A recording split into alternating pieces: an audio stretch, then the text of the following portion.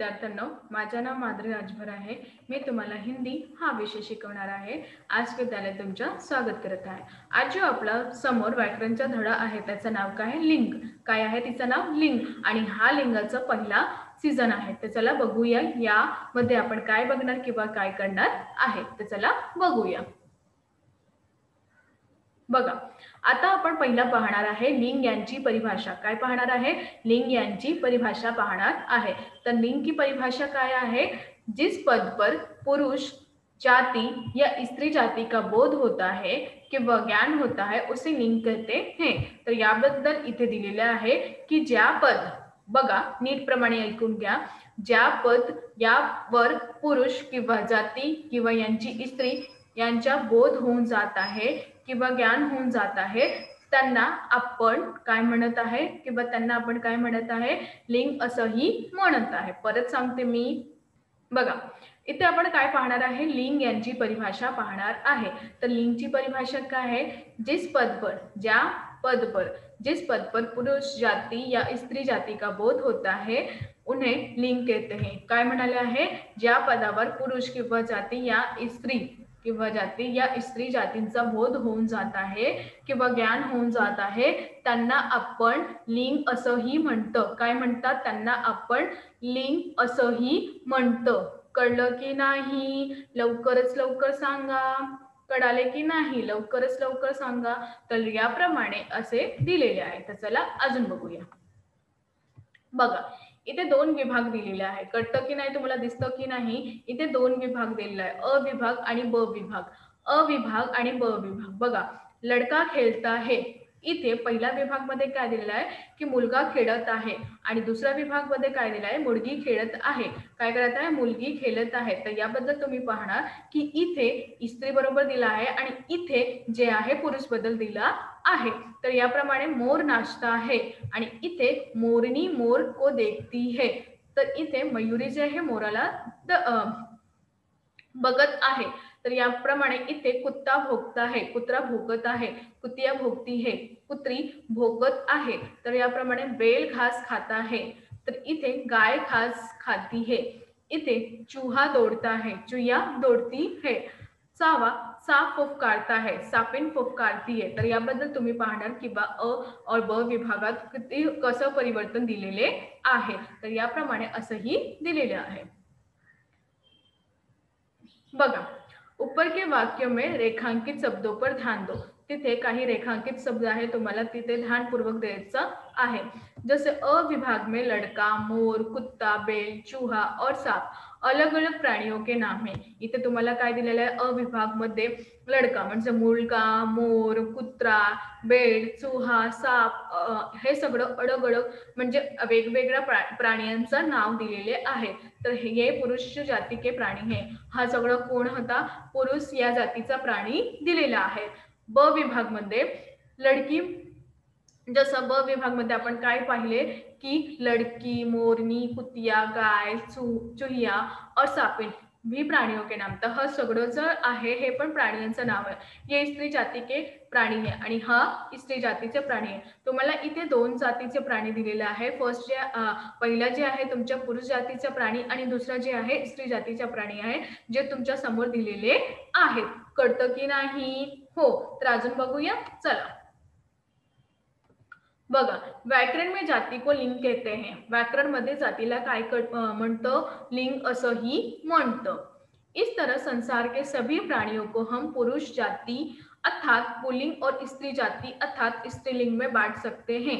इथे काय म्हणाले आहे की इसी प्रकार म्हणजे या प्रकारे संसार, इसी तरह या प्रकारे संसारातून किंवा जगातून हा सगळं जो प्राणी तुमच्या समोर दिलेला आहे या प्राणीला आम्ही पुरुष जाती अर्थात पुल्लिंग अजून स्त्री या जातीचा बोध केला जात आहे आणि यांना स्त्रीलिंग असंही बाटून दाखवत आहे आणि यांना स्त्रीलिंग असंही म्हणतो। पुन्हा सांगू का?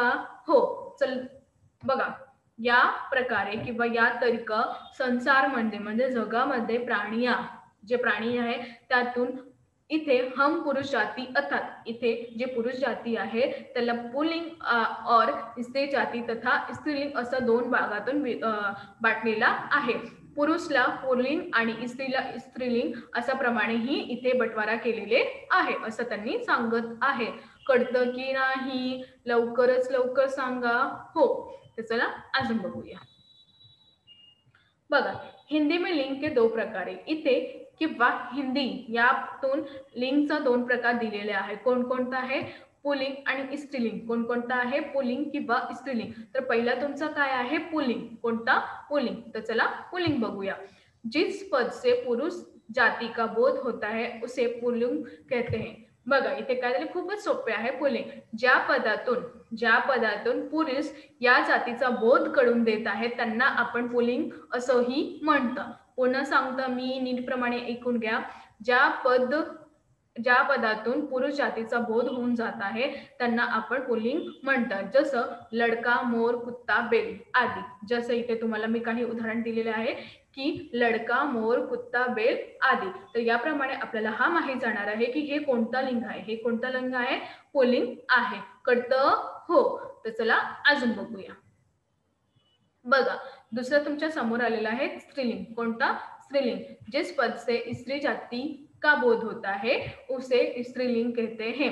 तर याबद्दल जसं लडकी, मोरनी, कुतिया, गाय आदी बोध होत आहे उसे स्त्रीलिंग कहते हैं. तर याप्रमाणे असं दिलेलं आहे की ज्या जातीचा आपल्याला स्त्री यांचा बोध होऊन जात आहे, जसं इथे दिलेलं आहे लडकी, मोरनी, हा सगळ्याचा बोध होऊन जात आहे त्यांना आपण काय म्हणतात? स्त्रीलिंग असंही म्हणतात.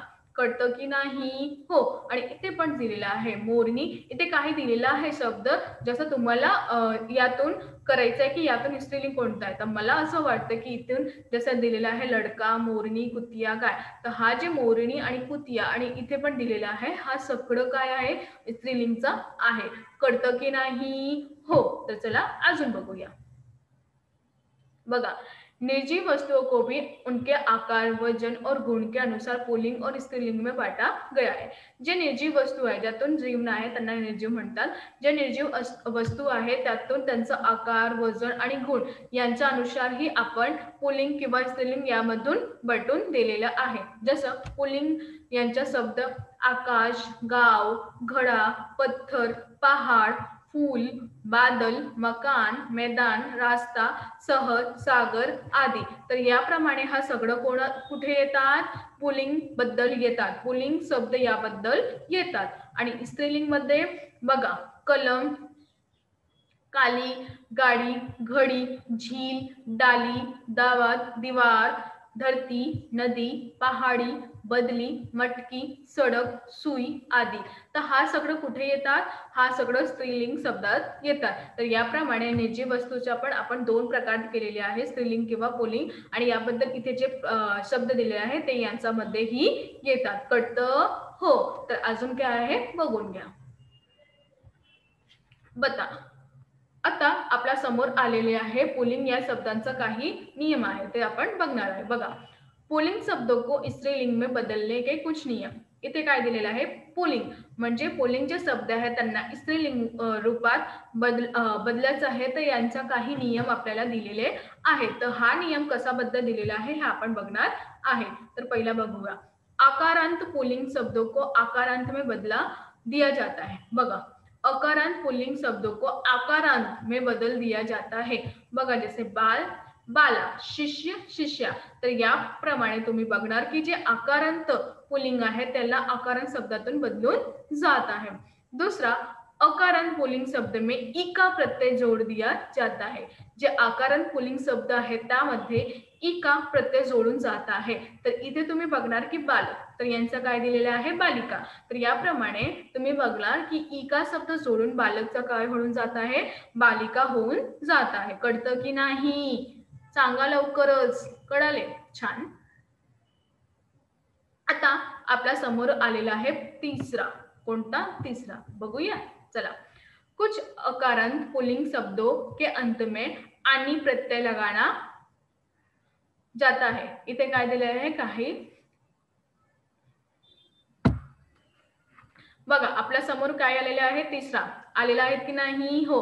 बघा, इथे कुछ आकारांत पुल्लिंग, काही आकारांत पुल्लिंग शब्द में, शब्दातून अंत में, त्याचा अंत मध्ये आपल्याला आणि प्रत्यय लगाया जाता है. आपण आणि प्रत्यय हे लावून जात आहे. जसे जेठ का जेठानी, तर आणि बघतात का तुम्ही, जेव्हा मी उच्चारण करते जेठानी, तर हा जे जोडून जात आहे त्यांना आपण म्हणतात या अंतमध्ये आणि शब्द जोडून जात आहे. जसे जेठच्या जेठाणी, सेठच्या सेठाणी आणि नौकरचा नोकरानी, तर याबद्दल तुम्ही पाहणार की आणि शब्द जोडून जात आहे त्यांना आपण अकारांत असंही शब्द म्हणतात. कळलं की नाही? हो. तर अजून बघूया. चौथा बघा, कुछ पशु पक्षियों के, कुछ पशु पक्षियों के अकारण पुल्लिंग नामों में अंत में नी प्रत्यय जोड दिया जाता है. इथे काय म्हणाले, काही पशु पक्ष्यांचा काही पशु पक्ष्यांचा अकारांत पुल्लिंग नामाचा बद्दल अंत में नी प्रत्यय जोडून जात आहे त्यांना आपण काय म्हणतात, चला बघूया. शेरचं जसं शेरणी, शेरचं जसं शेरणी, मोरचा मोरणी, तर तुम्ही बघणार की नी शब्द जोडून जात आहे तर यांना आपण काय म्हणतात, आकारांत पुल्लिंग. याबद्दल त्यांचा अंत मध्ये आपल्याला नी शब्द जोडून जात आहे आणि हा नी शब्द जोडून त्याच्यात अर्थ दिलेले आहेत. कळतं की नाही? लवकरच लवकर सांगा मला. कळतं. आता आपल्या समोर आहे पाचवा. काय आहे? पाचवा, व्यवसाय सूचक पुल्लिंग. व्यवसाय सूचक पुल्लिंग शब्द के अंत में इन प्रत्यय लगाया जाता है. व्यवसाय सूचक जे पुल्लिंग आहे आपल्या समोर त्याबद्दल आपल्याला काय करायचे आहे, व्यवसाय सूचक पुल्लिंग शब्दोक्त म्हणजे शब्दात अंत में इन प्रत्यय जोडून जात आहे किंवा इन प्रत्यय लगाया जाता है. तर यांना जसे कुंभार, कुंभारीन, तर तुम्ही बघणार की इथे इन या शब्दाचं उच्चारण होत आहे. कुंभार, कुंभारीन, माली, मालिन, इन शब्द यांचं उच्चारण होऊन जात आहे. नाई, नाई, तर याप्रमाणे जे व्यवसाय आहे त्यामध्ये आपल्याला इन शब्दाचा अंतमध्ये प्रयोग केलेला आहे. तर जसे कुंभारच्या कुंभारीन, मालीच्या मालीन, नाईंच्या नाई, तर याबद्दल तुम्ही बघणार की कशा प्रमाणे ते जे उच्चारण बद्दलही यांचा शब्द जे वेगळा होऊन जात आहे. तर हा झाला तुमचा काही पुल्लिंगचा शब्द. अजून काय आहे बघूया. बघा, आता तुमच्या समोर आलेला आहे प्रश्न 6वा. आलेला आहे की नाही? हो. प्रश्न 6वा काय, प्राय सम्मान सूचक पुल्लिंग शब्दों के अंत में आइन प्रत्यय जोड़कर लगाया जाता है. तर प्राय सम्मान सूचक कोणता, प्राय सम्मान सूचक पुल्लिंग शब्दातून अंत में आइन प्रत्यय लगाया जाता है. आइन प्रत्यय हे जोडून जात आहे. जसे ठाकुर का ठकुराईन, पंडित का पंडिताईन, चौधरी का चौधराईन आणि बाबू का बबुआईन. तर याबद्दल तुम्ही बघणार की आईन शब्द जोडून जाणार आहे. तर हा सम्मान सूचक शब्द आहे आणि यांचा जे अंतमध्ये आईन शब्द जोडून आहे तर असा बद्दल यांचं परिवर्तन होऊन जात आहे. कळतं की नाही? हो. आता 7वा, कुछ पुल्लिंग शब्दों के स्त्रीलिंग अनियमित रूप से बनते हैं. काही पुल्लिंग शब्द जे आहे त्यांचं स्त्रीलिंग काही अनियमित रूपातून बदलून जात आहे. तर चला बघूया. जसं पिता, माता, बैल, गाय, आदमी, औरत, तर अशा प्रमाणे अनियमित रूपातून बदलून जात आहे. तर हा जे सगळं आहे हा सम्मानसूचक किंवा कुछ पुल्लिंग हा शब्दातून कसं परिवर्तन केलेलं आहे ते तुम्ही पाहणार. तर आज आम्ही काय शिकलो, आज आम्ही हे शिकलो की कशाप्रमाणे लिंग जे आहे ते कशाप्रमाणे आहे आणि त्यांचे प्रकार कसे आहे आणि त्यांचे उदाहरण पण पाहिले आणि कशाबद्दल जे नी आणि ईद हा सगळंच प्रत्यय जोडून जात आहे त्याबद्दल त्यांची परिवर्तन कसं परिवर्तन होऊन जात आहे आणि लिंग यांचं परिवर्तन कशाबद्दल होऊन जाणार आहे. जे सामान्य जे आहे जे प्राकृतिक ते रूपण तो आपल्याला शब्दात भेटलेले आहे त्याबद्दल ज्यांच्या निर्जीव वस्तूबद्दल त्यांच्या परिवर्तन कशाप्रमाणे होऊन जात आहे आणि त्याचा परिवर्तन बद्दल आपण कसा उपयोग करायचा हे सगळं इथे दिलेले आहे. तर आज आपण काही शिकलो की कशाप्रमाणे आपल्याला लिंग बंद करायचं आहे किंवा लिंगाचा उपयोग कशाबद्दल करायचा आहे हा सगळं आपण व्यवस्थित प्रमाणे इथे शिकलो. आणि एक अजून आपण पाहिले की कशाप्रमाणे जसं जो शब्द आहे ते जोडून त्याच्या उच्चारण कशाप्रमाणे होते ते दिसतं काही वेगळे आणि जेव्हा त्यांचं उच्चारण किंवा त्यांचं परिवर्तन देत आहे ते खूपच वेगळं आहे. तर याप्रमाणे आपण इथे खूपच पाहिले की कशाबद्दल त्यांचा उपयोग करायचा आहे किंवा लिंग यांचं प्रकार पाहिले की किती प्रकार आहे आणि सम्मानपूर्वक किती पूर्वक हा सगळं आपण पाहिले. निर्जीव वस्तू आहे त्यांचा परिवर्तन बद्दल काही शब्द असं पण वाटते जे आपल्यासाठी नवीन आहे जे आपल्यासाठी नवीन आहेत, तर त्यांना तुम्हाला काय करायचं आहे, ते शुद्ध जे आहे, जे शब्द आहेत त्यांना त्यांचा नीटप्रमाणे ऐकायचं आणि त्या शब्द पुन्हा पुन्हा लिहायचा. कारण की हा सगळं जे शब्द आहे तुम्हाला नवीन भेटलेले आहे, तर त्यांचा उपयोग कशासाठी केलेला आहे किंवा कसं करणार हे सगळं तुम्हाला करायचं आहे. कळलं की नाही? हो. चला, धन्यवाद.